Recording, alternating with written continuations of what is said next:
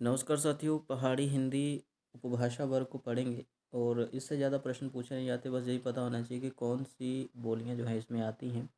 तो पढ़ते हैं, बिल्कुल संक्षिप्त जानकारियाँ। ठीक है, पीडीएफ में ज़्यादा दे रखा है, वो नहीं पढ़ेंगे, तो इतना ही जितना वीडियो में पढ़ाऊँगा।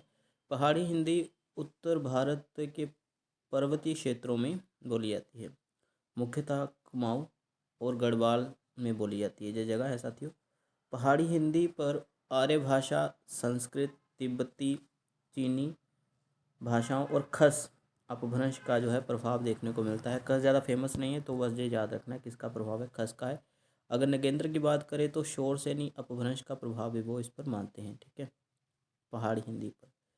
तो इस उपवर्ग की बोलियों में सानुनासिक स्वरों की प्रधानता है। ठीक है, तो कहने का तात्पर्य यही है कि नस्कीय ध्वनियों का इसमें, ठीक है, प्रधानता जरूर देखने को मिलती है। इसकी बोलियों इसकी बोलियां प्राय उक्रांत हैं। यानी कहने का तात्पर्य कोई भी शब्द है, जैसे घोड़ा शब्द है तो घोड़ो बोलेंगे, काला शब्द है तो कालो बोलेंगे, चला शब्द है तो चलना है तो चलो शब्द बोलेंगे। ठीक है, पहाड़ी हिंदी के अंतर्गत दो बोलियां आती हैं, कमाऊनी और गढ़वाली। इसके अतिरिक्त कोई जानकारी मैं नहीं देना चाहूँगा, क्योंकि इसकी आगे बोलियां भी हैं, लेकिन वो याद करने की ज़रूरत नहीं है। बस इतना ही है कि इसको बस इतना ही पढ़ें। ठीक है, और नेपाली भी एक अन्य बोली जो है इसमें रखी गई है। हालांकि नेपाली बहुत ज़्यादा लोग भारत में बोलते हैं। बहुत ज़्यादा नेपाली लोग भारत में आके बसे भी हैं, रोज़गार हो चाहे कोई भी कारण हो। तो नेपाली भी तीसरी बोली स्वीकार कर ली गई है। मुख्य रूप से दो ही है, कुमाऊनी और गढ़वाली।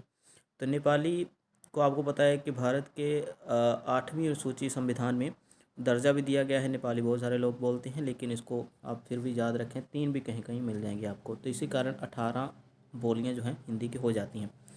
इसके अतिरिक्त मैं जानकारी कोई नहीं देना चाहूँगा। थोड़ी सी जानकारी और ले लीजिए कि जो कुमाऊनी है वो नैनीताल, अल्मोड़ा, पिथौरागढ़ क्षेत्र में बोली जाती है। और पारंपरिक नाम कुर्मांचल है, जिसे कुमाऊं बोला जाता है, और इसकी बोली कुमाऊनी है। ठीक है, करवाने को तो इसके बहुत सारे प्रसर्ग विभक्तियाँ कैसे प्रयोग होते हैं वो भी करवा सकते हैं, लेकिन ज़रूरत नहीं है क्योंकि नहीं पूछा जाता है। अभी इसमें साहित्य जो है साथियों, दोनों ही बोलियों में ज़्यादा क्या कहते हैं, परिनिष्ठित या फिर प्रतिष्ठित साहित्य नहीं मिलता है। तो इसलिए साहित्य के दृष्टिकोण से जो ज़्यादा परिपक्व बोलियाँ नहीं हैं। और 52 गोड़ियों में बटे होने के कारण केदारखंड क्षेत्र को गढ़वाल कहा जाता है। केदारनाथ का मंदिर आपने जाना ही होगा, सुना ही होगा, शिव का मंदिर है। तो उस क्षेत्र को, ठीक है, 8 गढ़ियों में, 52 गढ़ियों में, साथ 52 गढ़ियों में बटा हुआ है, इलाकों में। तो इसलिए इसको गढ़वाली कहा जाता है। और केदारखंड जो है इलाका वही रहता है साथियों, ठीक है, गढ़वाली का ही। और उत्तराखंड राज्य के टिहरी गढ़वाल की बोली गढ़वाली का आदर्श रूप माना जाता है। बस इतनी ही जानकारी बहुत है। ठीक है जी, तो बस पहाड़ी भाषाओं पर उपभाषा वर्ग जो है इतना ही करिए, क्योंकि इससे ज़्यादा प्रश्न नहीं पूछे जाते हैं। अगली वीडियो जल्दी प्रस्तुत करेंगे।